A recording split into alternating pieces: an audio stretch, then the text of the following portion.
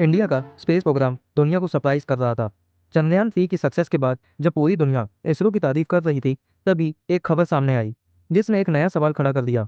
Reports के मुताबिक 100 से ज़्यादा इसरो साइंटिस्ट और इंजीनियर्स ने ऑर्गेनाइजेशन छोड़ दिया और इसके बाद गवर्नमेंट को एक इंपॉर्टेंट डिसीजन लेना पड़ा। क्रिटिकल मिशंस पर काम करने वाले साइंटिस्ट के रेजिग्नेशंस को पहले की तरह इजीली अप्रूव नहीं किया जाएगा। लेकिन सवाल ये है, आखिर इंडिया की सबसे रिस्पेक्टेड स्पेस एजेंसी के साइंटिस्ट जा क्यों रहे हैं? क्या ये सिर्फ सैलरी का इशू है, या प्राइवेट स्पेस कंपनीज इसरो का टैलेंट खींच रही हैं, या फिर इसके पीछे एक बड़ी प्रॉब्लम है जो सालों से बिल्ड हो रही थी? सबसे पहले समझते हैं कि इसरो इतना इंपॉर्टेंट क्यों है। इसरो सिर्फ रॉकेट्स लॉन्च करने वाली एजेंसी नहीं है। इसके satellites, weather forecasting, communication, navigation और डिफेंस सिस्टम्स में इंपॉर्टेंट रोल प्ले करते हैं। एक रॉकेट को लॉन्च करने में सिर्फ टेक्नोलॉजी नहीं लगती, लगता है सालों का एक्सपीरियंस और हजारों साइंटिस्ट का नॉलेज। इसी एक्सपीरियंस ने इंडिया को वो मूवमेंट दिया जब चंद्रयान 3 मून के साउथ पोल के पास लैंड हुआ। ये सिर्फ एक साइंटिफिक अचीवमेंट नहीं थी, ये प्रूफ था कि इंडिया लिमिटेड रिसोर्सेज के साथ भी दुनिया की बड़ी स्पेस पावर्स को चैलेंज कर सकता है। लेकिन हर सक्सेसफुल मिशन के पीछे जो लोग होते हैं, आज डिस्कशन उन्हीं लोगों को लेकर है। रिपोर्ट्स के मुताबिक इसरो के अंदर से एक्सपीरियंस साइंटिस्ट का एग्जिट एक कंसर्न बन गया है। गवर्नमेंट का मानना है कि गगनयान जैसे क्रिटिकल मिशन के टाइम एक्सपीरियंस्ड मैन पावर को रिटेन करना जरूरी है। इसी वजह से डिपार्टमेंट ऑफ स्पेस ने रेजिग्नेशन प्रोसेस को स्ट्रिक्टर बनाने का डिसीजन लिया। लेकिन असली कहानी अभी बाकी है, क्योंकि 100 साइंटिस्ट का जाना सिर्फ एक नंबर नहीं है, ये एक बड़ी रेस का सिग्नल है।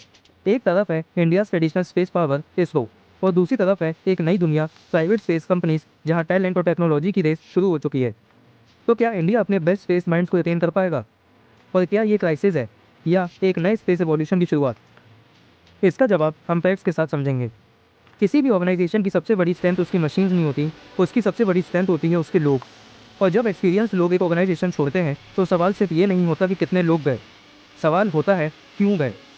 सबसे पहला रीज़न जो एक्सपर्ट पॉइंट आउट करते हैं, वो है इंडिया का बदलता हुआ स्पेस सेक्टर। कुछ साल पहले तक स्पेस इंडस्ट्री का मतलब सिर्फ एक नाम था, इसरो। लेकिन अब सिचुएशन बदल चुकी है। इंडिया ने प्राइवेट कंपनीज के लिए स्पेस सेक्टर ओपन किया और उसके बाद एक नई रेस शुरू हुई। आज प्राइवेट कंपनीज सैटेलाइट बना रही हैं, लॉन्च व्हीकल्स डेवलप कर रही हैं और स्पेस टेक्नोलॉजी में नए एक्सपेरिमेंट्स कर रही हैं। लेकिन इन कंपनीज को सबसे ज़्यादा ज़रूरत किस चीज़ की है? एक्सपीरियंस की। और इसरो के साइंटिस्ट के पास वही एक्सपीरियंस है, क्योंकि जिस इंजीनियर ने सालों तक रॉकेट, प्रोपल्शन सिस्टम या सैटेलाइट्स पर काम किया है, उसका नॉलेज प्राइवेट स्पेस कंपनीज के लिए बहुत वैल्यूएबल है। दूसरा फैक्टर है करियर ग्रोथ।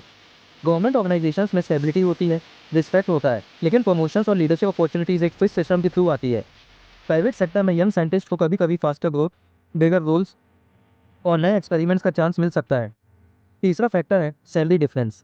एक साइंटिस्ट जिसने अपनी ज़िंदगी का बड़ा हिस्सा स्पेस टेक्नोलॉजी डेवलप करने में लगाया है, और उसके लिए प्राइवेट सेक्टर का हायर पैकेज एक अट्रैक्टिव ऑप्शन हो सकता है। लेकिन कहानी सिर्फ पैसे की नहीं है। अगर सिर्फ सैलरी रीज़न होता, तो हर गवर्नमेंट ऑर्गेनाइजेशन इसी प्रॉब्लम का सामना करती।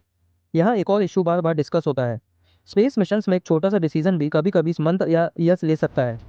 फॉर्मर ऑफिशियल्स और एक्सपर्ट्स का कहना है कि गवर्नमेंट सिस्टम में अप्रूवल्स और प्रोसेसेस की वजह से स्पीड कम हो सकती है, जबकि प्राइवेट कंपनीज फास्ट डिसीजंस लेकर नए प्रोजेक्ट शुरू कर सकती है। पर यही एक बड़ा डिफरेंस क्रिएट करता है। एक तरफ एक ऑर्गेनाइजेशन है जहां डिकेड का एक्सपीरियंस है, और दूसरी तरफ स्टार्टअप्स हैं जहां स्पीड और फ्लेक्सिबिलिटी है। लेकिन अब सबसे इंपॉर्टेंट क्वेश्चन, क्या गवर्नमेंट को ये प्रॉब्लम पहले से दिख रही थी? गवर्नमेंट का कॉन्सर्न ये है कि क्रिटिकल मिशन के टाइम एक्सपीरियंस साइंटिस्ट का एग्जिट रिस्की हो सकता है, खासकर जब इंडिया गगनयान जैसे ह्यूमन स्पेस फ्लाइट मिशन और फ्यूचर डीप स्पेस मिशन पर काम कर रहा है। इसी वजह से डिपार्टमेंट ऑफ स्पेस ने रेजिग्नेशन प्रोसेस को स्ट्रिक्टर बनाया। आइडिया ये है कि इंपॉर्टेंट प्रोजेक्ट से जुड़े एक्सपर्ट्स को अचानक लूज न किया जाए। लेकिन यहाँ एक इंटरेस्टिंग ट्विस्ट है। क्या साइंटिस्ट का इसरो छोड़ना हमेशा नेगेटिव है? ज़रूरी नहीं, क्योंकि अगर एक इसरो साइंटिस्ट एक Indian private space company join करता है, तो उसका टैलेंट इंडिया के बाहर नहीं जा रहा, वो इंडिया के ही स्पेस इकोसिस्टम को स्ट्रॉन्ग कर रहा है। यही वजह है कि कुछ एक्सपर्ट्स इसे क्राइसिस नहीं, बल्कि इंडिया के स्पेस सेक्टर के ट्रांसफॉर्मेशन के रूप में देखते हैं। लेकिन एक प्रॉब्लम फिर भी बाकी है। रॉकेट बनाना सिर्फ टेक्नोलॉजी का गेम नहीं है। रॉकेट बनाने के लिए एक्सपीरियंस चाहिए, और एक्सपीरियंस एक दिन में क्रिएट नहीं होता। तो असली चैलेंज ये है, क्या इंडिया एक तरफ प्राइवेट स्पेस एवोल्यूशन को ग्रो करते हुए दूसरी तरफ इसरो जैसे इंस्टीट्यूशन के बेस्ट माइंड्स को रिटेन कर पाएगा? ये सवाल सिर्फ इसरो का नहीं है, ये उस रेस का सवाल है जिसमें दुनिया की बड़ी स्पेस पावर्स एक दूसरे से आगे निकलने की कोशिश कर रही हैं। आज स्पेस सिर्फ साइंस का टॉपिक नहीं है, स्पेस का मतलब है कम्युनिकेशन, नेविगेशन, मिलिट्री एडवांटेज और फ्यूचर इकोनॉमी। इसी वजह से अमेरिका, चाइना और इंडिया जैसे देश स्पेस को स्ट्रेटेजिक पावर के रूप में देख रहे हैं। चाइना ने अपना स्पेस प्रोग्राम बहुत एग्रेसिवली एक्सपेंड किया है। उसने अपना इंडिपेंडेंट स्पेस स्टेशन डेवलप किया, मून मिशन पर काम बढ़ाया और फ्यूचर में लूनार एक्सप्लोरेशन के लिए बड़े टारगेट्स अनाउंस किए। इंडिया भी पीछे नहीं है। चंद्रयान 3 की सक्सेस के बाद इंडिया ने प्रूव किया कि लिमिटेड बजट के साथ भी वर्ल्ड क्लास मिशन पॉसिबल हैं।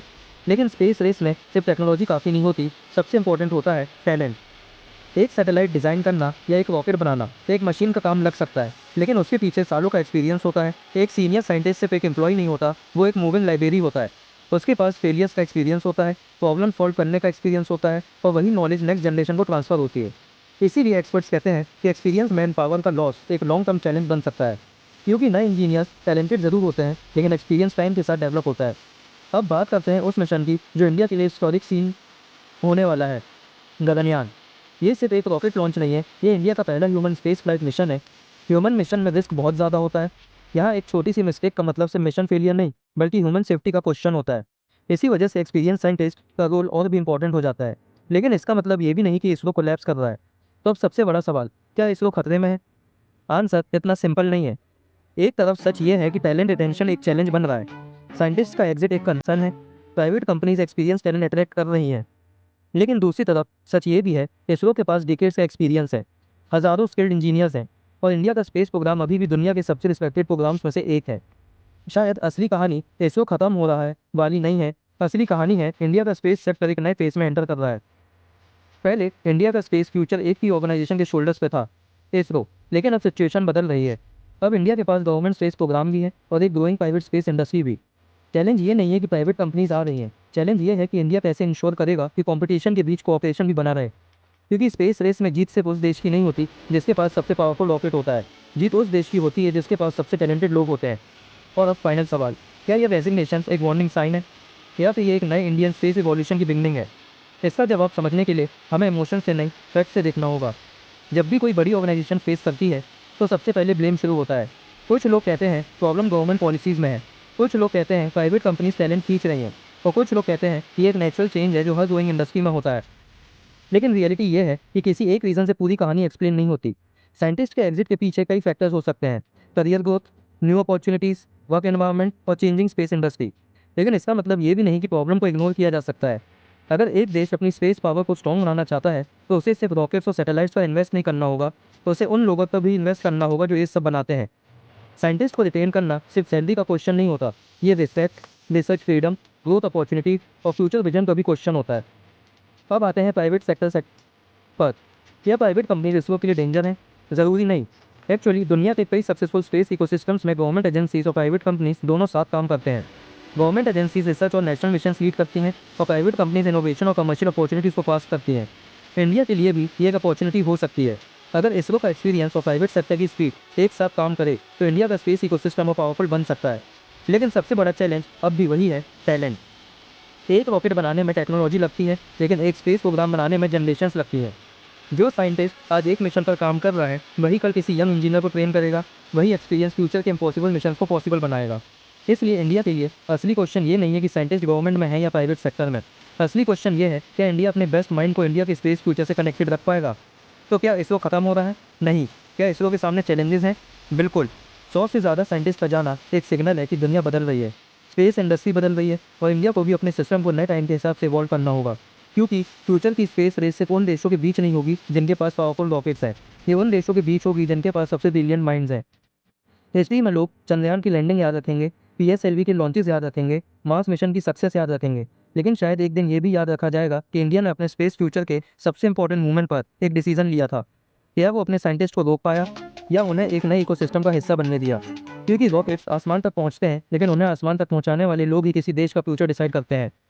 ये था कॉन्फ्लिक्ट कोडेक्स। अगर आपको दुनिया के सबसे इंपॉर्टेंट कॉन्फ्लिक्ट स्ट्रेटेजी और हिडन स्टोरीज फैक्ट्स के साथ समझनी है तो चैनल को सब्सक्राइब जरूर करो। मिलते हैं अगले मिशन में।